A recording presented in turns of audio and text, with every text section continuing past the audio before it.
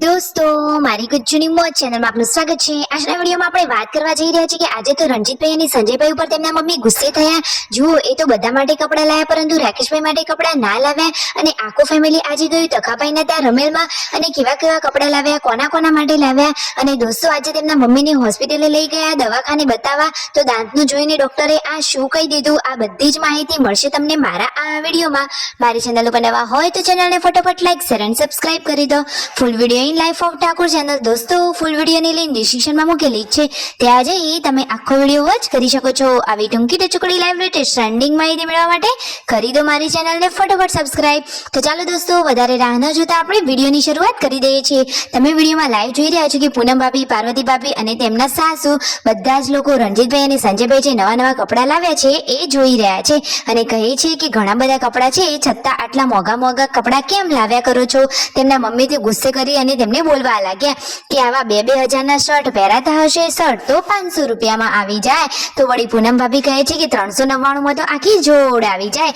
આ રીતે બધા લોકો વાતોચીતો કરી રહ્યા છે અને રાકેશભાઈ માટે કપડાં લાવ્યા કે નહીં। તો દોસ્તો રણજીતભાઈ અને સંજયભાઈ ગયા હતા ગાંધીનગર, તો દિવ્યાંશના કપડાની શોપિંગ કરી ત્યારે એમને પણ પોતાના માટે કપડાં લઈ લીધા। અને જો આ રહ્યા રાકેશભાઈ તો રિસાઈ ગયા કે મારા માટે કપડાં ના લાવ્યા, જુઓ એકલા જઈ અને કપડાં લઈ આવ્યા, મારા માટે તો એક જોડ પણ ના લાવ્યા। પરંતુ જુઓ તો ખરા કે પછી રાકેશભાઈએ આ શું કર્યું। જુઓ પૂનમ ભાભી પણ કહી રહ્યા છે કે તમારા માપના લાવવા હતા તો રાકેશભાઈને ચાલી જાત, એમને પણ થઈ જ રત। પરંતુ જુઓ તો ખરા સંજયભાઈએ આ શું કહી દીધું, રાકેશભાઈએ તો પહેરી લીધા આ રણજીતભાઈના કપડાં। જુઓ શર્ટ લાવ્યા હતા તો રાકેશભાઈને થઈ રહ્યો, રાકેશભાઈ કહે છે કે ભલે તમે ના લાવ્યા પરંતુ હું તો આ શર્ટ લઈ લીધો। આ રીતે ભાઈઓ મસ્તી કરી રહ્યા છે।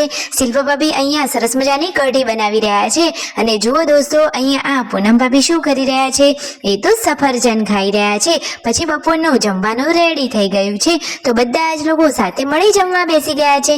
અને આજે રાકેશભાઈ બધા લોકોથી કેમ રિસાઈ ગયા છે, એમને શું થયું છે। અને દોસ્તો તેમના મમ્મીને તો આજે દવાખાને લઈ ગયા, તેમના પપ્પાની લાલ ગાડીમાં રણજીતભાઈ, શિલ્પા ભાભી અને તેમના સાસુ જઈ રહ્યા છે દવાખાને। તેમના પપ્પાને ગાડીનું પંક્ચર કરાવવાનું હતું તો તેઓ ત્યાં ગયા અને જુઓ શિલ્પા ભાભી અને રણજીતભાઈ તેમના મમ્મીને લઈ અહીંયા હોસ્પિટલે આવ્યા। તો જુઓ આ દાંતના દવાખાની આ મશીનરી કેવી છે, ત્યાં તેમનું ચેકઅપ કર્યું અને તેમને આ શું કહ્યું ડોક્ટરે કહ્યું કે 3 દાંતમાં આ દુખાવો છે, દવા આપી છે એનાથી રાહત મળશે, નહીં તો કવર કરવામાં આવશે અથવા સ્ક્રૂ દ્વારા નવા દાંત નાખવા પડશે અને ખર્ચો તો 25-30 હજાર જેવો કહ્યો છે। તેમના મમ્મી તો ના પાડે છે પરંતુ રણજીતભાઈ કહે છે કે ભલે ને ગમે તે ખર્ચો થાય આપણે તો કરાવી લઈશું। તો જુઓ પછી દવાખાનેથી બતાવી હવે ગાડીમાં બેસી બધા લોકો ઘરે આવી રહ્યા છે। ઘરે આવી પૂનમ ભાભી તેમના મમ્મીના સમાચાર પૂછી રહ્યા છે કે ડોક્ટરે શું કહ્યું, હવે શું ટ્રીટમેન્ટ કરવાની છે, એ બધી વાતચીત કરી અને પછી બધા જઈ રહ્યા છે તખાભાઈને ત્યાં જાતર એટલે કે રમેલના પ્રોગ્રામમાં। તો દોસ્તો જોરદાર મજાનું આયોજન છે અને તખાભાઈના તો જોરદાર વધામણા થઈ રહ્યા છે। જો આ ગાડીમાં તેમની તો આખા ગામમાં વરઘોડા રૂપે એન્ટ્રી પાડી દીધી છે અને કેટલી બધી પબ્લિક ભેગી થઈ છે, ડીજેના તાલે બધા લોકો નાચી રહ્યા છે, જોરદાર ભવ્ય આયોજન કરેલું છે। આ રહ્યા તખાભાઈ, તો તખાભાઈ તો જોરદારનું આયોજન રાખેલું છે। જો જમણવાર પણ ચાલુ થઈ ગયો છે, બધા લોકો જમવા માટે પહોંચી ગયા છે અને પછી થોડીક ક્ષણોમાં રમેણ ચાલુ થઈ જશે। આ રહ્યું જમવાનું। જુઓ આ તો માતાજીનો પ્રસંગ કહેવાય એટલે તો લાડુ ના હોય એવું થોડીને બને।